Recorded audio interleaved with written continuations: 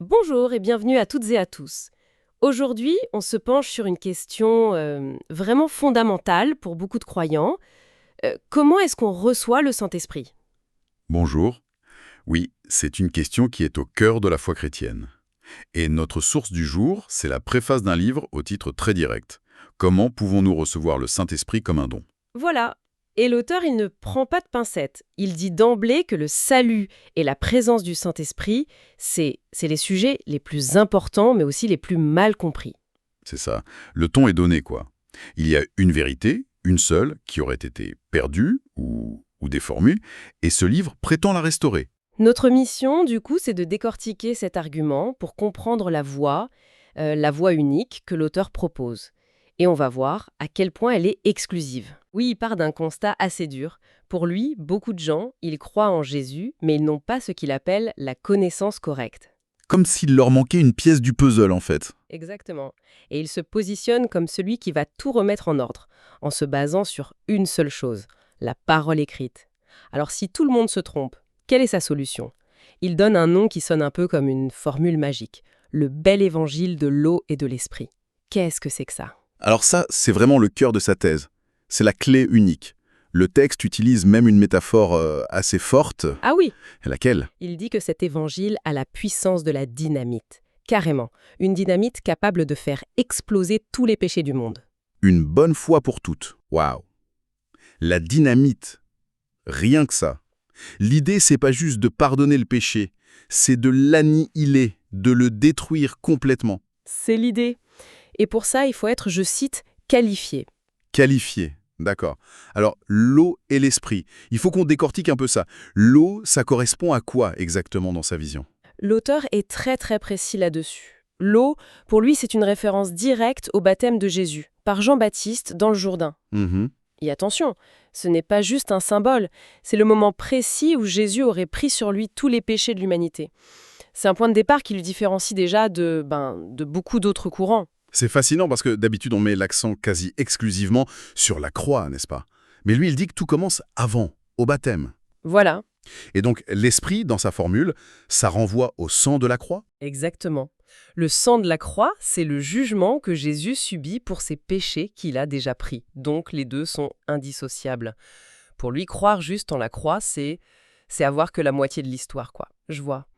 La vraie foi, la fameuse qualification pour recevoir le Saint-Esprit, c'est de croire en ce package complet, l'eau et l'esprit. C'est ça. Et c'est cette croyance très spécifique qui, selon lui, lave totalement le cœur, le rend pur, prêt à recevoir le Saint-Esprit. Et là, ça devient vraiment intéressant parce qu'il passe un temps fou à décrire ce qu'il n'est pas. Il oppose son approche, très doctrinale, très intellectuelle, à une autre qu'il critique, mais alors très violemment. Oui, il parle de groupes charismatiques, fanatiques. Et de syndrome hystérique.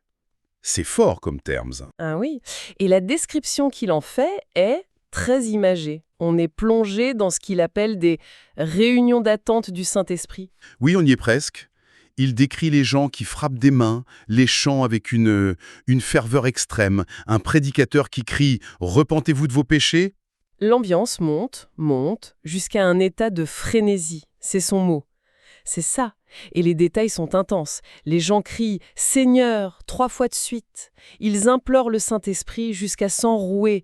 Puis viennent les manifestations physiques qu'il décrit. Certains tombent par terre, d'autres se mettent à parler en langue. Un langage qu'il qualifie d'inintelligible. Oui, et certains auraient même des convulsions violentes. C'est une peinture qui vise clairement à choquer, à mettre mal à l'aise. On pourrait s'attendre à ce qu'ils disent que c'est une erreur, une mauvaise interprétation, mais il va beaucoup, beaucoup plus loin. Ah oui, beaucoup plus loin. Et c'est là que ça bascule. Pour lui, tous ces phénomènes, ça ne vient pas du Saint-Esprit. Pas du tout. Non. Alors d'où? Pour lui, c'est sans équivoque. Une telle foi, qu'il juge fanatique, basée sur l'émotion, elle provient de l'œuvre de Satan. Ah oui, carrément. Ce n'est pas juste une erreur, c'est une tromperie diabolique, selon lui. Voilà. Et il enfonce le clou avec un terme très très péjoratif, foi chamanique. Foi chamanique. Qu'est-ce qu'il entend par là? Le choix du mot est précis. C'est très intentionnel. Le chamanisme s'est associé à la transe, aux états de conscience modifiés pour contacter les esprits.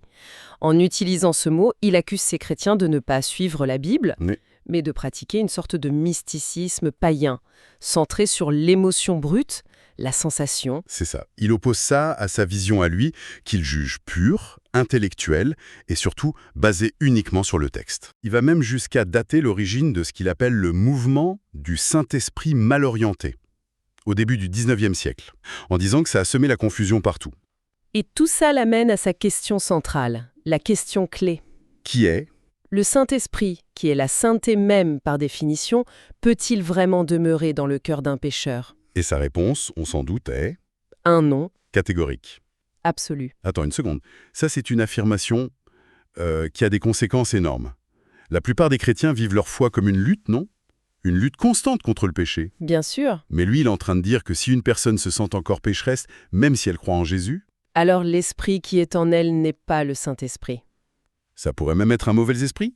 C'est exactement ce qu'il sous-entend. Sa logique est binaire, implacable. Pour lui, la présence du péché, ce sentiment d'être pécheur, ce n'est pas une lutte humaine normale, c'est la preuve. La preuve irréfutable que la bonne croyance, sa doctrine de l'eau et de l'esprit, n'est pas là.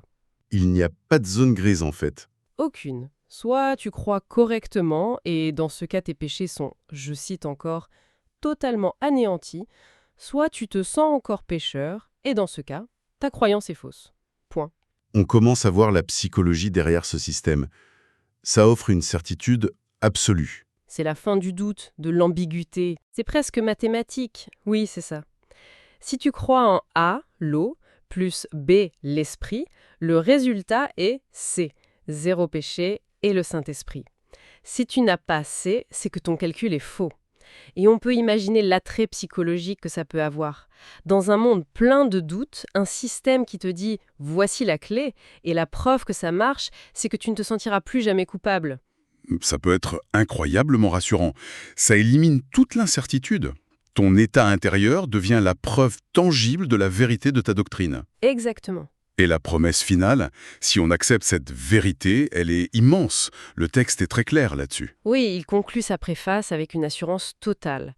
Il promet que si le lecteur accepte et croit à cet évangile de l'eau et de l'esprit, Alors, l'habitation du Saint-Esprit sera une certitude. une certitude absolue dans son cœur. Et ça mène à une vie de paix, de guidance et à la réception de, je cite, toutes les bénédictions spirituelles du ciel. C'est la récompense suprême. Bon, si on essaie de synthétiser un peu tout ça, ce texte nous présente une vision du monde spirituel qui est très, très structurée, très compartimentée. Oui, l'accès au Saint-Esprit, ce n'est pas une question d'émotion ou de prière intense ou d'expérience mystique. Non, c'est avant tout une adhésion, intellectuelle et spirituelle, à une doctrine très, très précise. Une doctrine qui est présentée non pas comme une interprétation parmi d'autres, mais comme la seule et unique clé. C'est ça qui est important. Et toute autre approche est, Non seulement erronée, mais potentiellement dangereuse, une tromperie démoniaque. C'est un système qui ne laisse aucune place à l'interprétation personnelle ou à la diversité des expériences spirituelles. et ce qui est frappant, c'est qu'il martèle sans cesse que son unique référence, son ancre, c'est la parole écrite de Dieu. C'est son argument d'autorité suprême.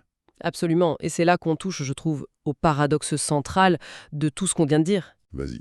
Il utilise la parole écrite pour invalider les expériences des charismatiques. Mais ces mêmes charismatiques, qu'est-ce qu'ils font? Ils utilisent exactement le même livre, la même parole écrite, pour justifier leur pratique. Bien sûr. Il cite des passages sur le parler en langue, sur les dons de l'esprit, Pour légitimer tout ce que l'auteur vient de décrire comme étant satanique. ce qui nous amène à la pensée finale qu'on voulait laisser à la réflexion.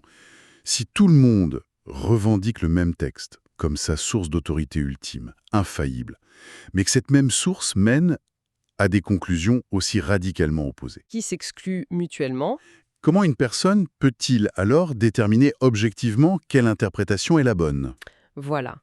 Si la parole écrite elle-même peut être lue de manière si conflictuelle, qu'est-ce que ça nous dit sur la nature d'une foi qui prétend se baser uniquement sur un texte? C'est la question fondamentale que ce genre de discours exclusif soulève, inévitablement.